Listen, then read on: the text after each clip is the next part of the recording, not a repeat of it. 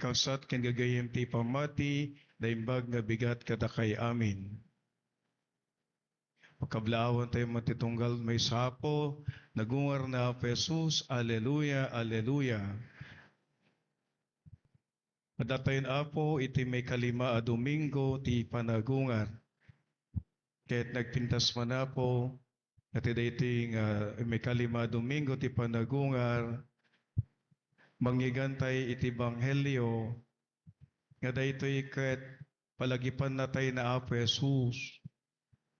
Nga putno nga nagungar isuna, isu nga sape kumagarod, ikaten tayo iti panagdwadwa, ken kastamet ikaten tayo iti panagamak ken panagbutbuteng.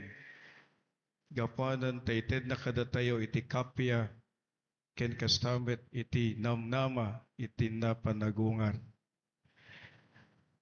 Amutay apo, nga iti panawen, tagdama, nga it contributes actually to our mental health. Manipod iti panawen ti COVID-19, I think it actually heightens our mental anxiety. This does not exclude anyone, regardless of age. Bakit lakay, nasawaan, tutubo when naubeng. I think that's the remnant of the COVID-19. There is what we call, there is a higher mental anxiety. What is my anxiety, apo?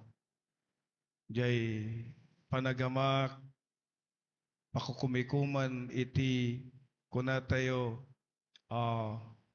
masakbayan. We think of the future.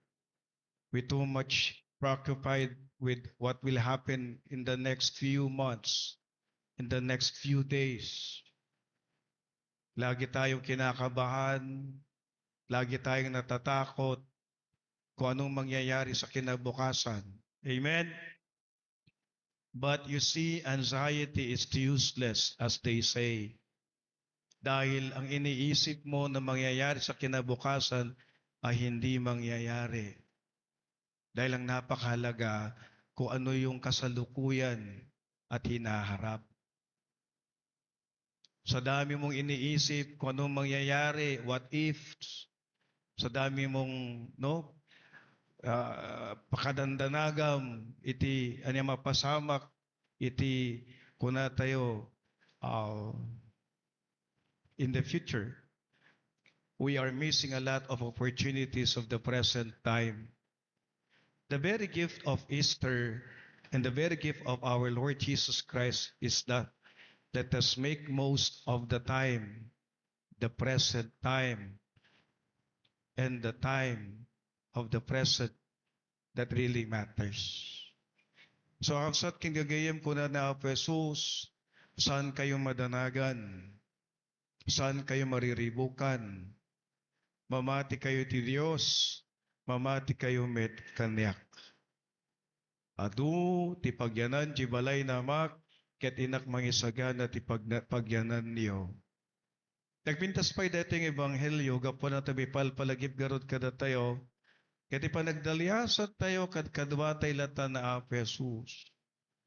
Tinapalabas sa Domingo, kuna nagarod ket siyak tinaimbag a pastor. Mangiwan-wan kada kayo, mangsalaknib kada kayo, mangidalan kin mangiturong kada kayo, itirwangan, ngagturong, itibiyag, ngagnanayon. Ita nga Domingo, ket sungbatan na ti sulsod ni Tomas. Kuna na Apo, saan ming ammo no sa dino ti papanam, kasatno nga rod nga mumi ti dalan. Dayti nga sulsod ni Tomas, ket sulsod tayo matkan kanayon. Maminsan Apo, hantay amo ti pagtuturungan tayo. Maminsan ket agkatang-katang tayo ti biyag. Amen? Para po tayong we are just a driftwood, okay, tossed by the waves of the river or the sea. na hindi alam kung saan patutungo at hindi alam kung anong katuturan ng buhay. It happens every day. So kahit we plan well of our activities for a year, for a month, for a day, for a week, it happens that there is always this what we call absurdity. All of a sudden, no, parang niya mumutin masurutanan, tararamidi mo. Tikinado tararamidem awanti maramidam. Amen? No? It happens. Pag marami tayong ginagawa, wala pala tayong nagagawa dahil you see, we are so anxious of a lot of things. But our Lord Jesus Christ, again, reminding us, Shakti dalan, Shakti pudno, Shakti biyag. Naglatak nga daytoy ket awis na Apo Jesus kada tayo.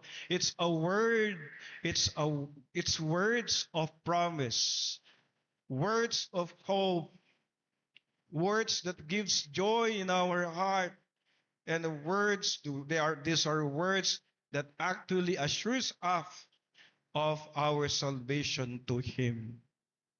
So ang sat kin gagayem amutay Apo, no? Nga dumagdagdag pay dagiti banbanag iti mapaspasamak tagdama iti pagilian tayo na no personal nga biag mo ket adu ti pakukumikumam na dapay lang dagiti kuna tayo adu mabasbasa tayo napakaseknan ti politika. Amen. Kayo po ba natutuwa sa nangyayari in the political arena, national television? No. Amen? Hindi tayo natutuwa. Para bang it is a call for all of us. A wake-up call for all of us. Let us all now bring back the true image of a Filipino who really cares and serve his countrymen. Very divisive po ang nangyayari sa social media. Amen? And there are a lot of deceptions. Amen? Hindi mo alam kung sino po nagsasabi ng totoo. There are a lot of trolls.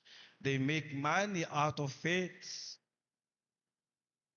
Who pays much is actually someone who can really twist truth. But you see, let us pray, so that we can actually be guided by our Lord Jesus Christ, who is only the way, the truth, and the life.